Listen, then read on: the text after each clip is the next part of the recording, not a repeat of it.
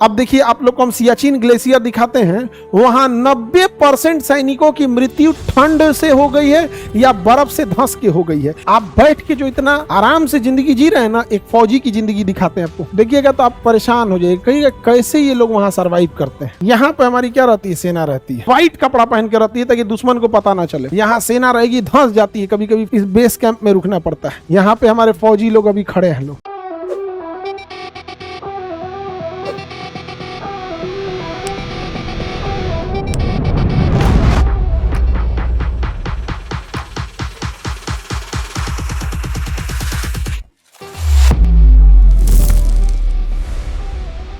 क्या हमें सियाचिन ग्लेशियर खाली कर देना चाहिए या यहां सेना रखना चाहिए?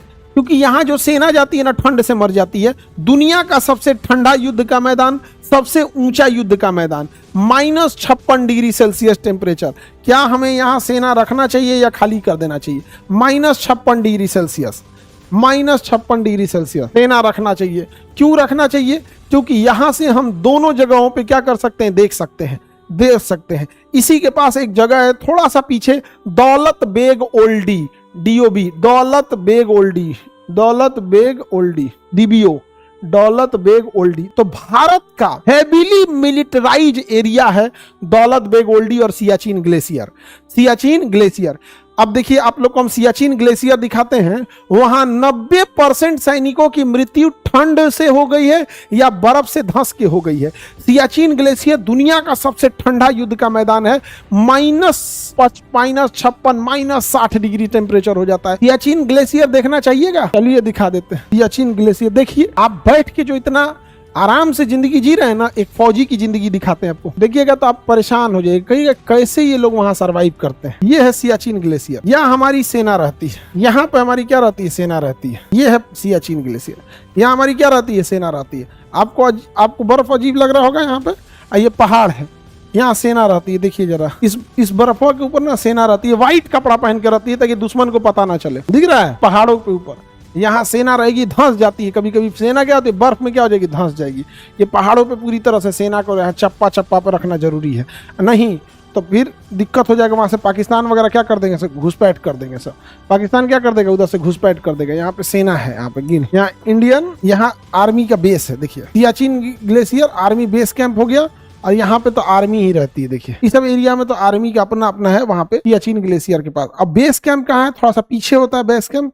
ये हो गया आपका सियाचिन ग्लेशियर, इंडियन आर्मी का बेस कैंप हो गया। यहाँ वार मेमोरियल हो गया, यहाँ पे बेस कैंप हो गया। सियाचिन ग्लेशियर जाने से पहले इस बेस कैंप में रुकना पड़ता है। यहाँ देखिए जरा ध्यान से, यहाँ पे हमारे फौजी लोग अभी खड़े हैं लोग, देखिए दिख रहा है, इस ग्लेशियर में हमारे फौजी खड़े हैं। यहाँ पर ये सियाचिन ग्लेशियर पे, ये अभी बेस कैंप है, यहाँ आके रुकेंगे लोग। इसके बाद अब जाएंगे लोग आगे। ये तो बेस कैंप हो गया। अब यहाँ रुकने के बाद, यहाँ सियाचिन ग्लेशियर बेस कैंप हो गया ना, अब यहाँ हेलीकॉप्टर आती है, ये लैंड करते हैं। यहाँ पे मेडिकल सप्लाई होती है। यहाँ पे जो शहीद हुए हैं लोग, उनके लिए वार मेमोरियल बनाया गया है सियाचिन में। अब यहाँ से इन लोग को किस पहाड़ पे भेजा जाएगा, ये सेना डिसाइड करेगी। अब ये ऐसे नहीं बता सकते हैं कि कहाँ पे कौन होगा, यहाँ सेना डिसाइड करेगी। समझ में आ गया कि नहीं आ गया? खड़ी होगी सेना वहां पे। सैटेलाइट इमेज है तो गूगल का, इसीलिए तो कहते हैं गूगल को ना, हमारा थोड़े है, गूगल का लग रहा है, नहीं दिखाता होगा, पूरी इंडिया पे है गूगल मैप। समझ आ गया? गूगल तो इससे अच्छा इमेज दे देता है पाकिस्तान को। ये कारगिल हो गया, कारगिल की लड़ाई देखिए, यहाँ पे ये कारगिल है। तो इस पहाड़ों पे दुश्मन छुपे थे सब, कारगिल की। ये देखिए यहाँ पर, और यहाँ पे नदी जाएगी, यहाँ पर इस कारगिल के इस पहाड़ी पे यहाँ दुश्मन छुपे थे सब। अब गौर करके देखिए, यहाँ पे पहाड़ के ऊपर बैठे थे सब दुश्मन सब चढ़ के इस पहाड़वा पे। दौलत बेग ओल्डी हम लोग का, वहां पे हम लोग ने बहुत बेहतरीन वहां पे अपना एयरपोर्ट बनाया दौलत बेग ओल्डी में। दौलत बेग ओल्डी, अरे बेग लिखना, बेत लिख दिया, बेग ओल्डी नहीं है, इसको पता नहीं है दौलत बेग ओल्डी, नहीं पता है, गूगला को पता नहीं है, हमरा नहीं पता। दौलत लिख दिए थे क्या, गलत लिख दिए थे, स्पेलिंग गलत लिख दिए थे। ओल्डी हेलीपैड, हाँ स्पेलिंग गलत लिख दिए थे, कह रहा हम नहीं जान रहे हैं, और पगला कहीं का।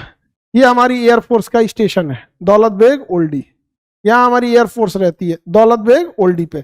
और यहाँ पे कच्चे एयरपोर्ट पे भी ना हमारी एयरफोर्स क्या कर दी थी, उतार दी थी यहाँ पर। यहाँ ये पहाड़ पे, यहाँ इतना खतरनाक एरिया के पहाड़ पे रहते हैं। ये चाइना के एकदम पास है, अब यहाँ से चाइना दिखा देते हैं, ये लद्दाख हो गया, दुनिया कहाँ चला गया, समझ में आ गया आप लोग को। पहाड़ वगैरह देख लिए, किसी को दिक्कत? गूगल खाली हम लोग नहीं जानते, बाकी सब लोग जानते हैं। हाँ बाबू, सब लोग जानते हैं गूगल। गूगला इससे अच्छा लोकेशन पाकिस्तान को दिया था, इससे बेहतरीन लोकेशन गूगल ने उठा के ऑपरेशन सिंदूर के टाइम पे पाकिस्तान को दिया था।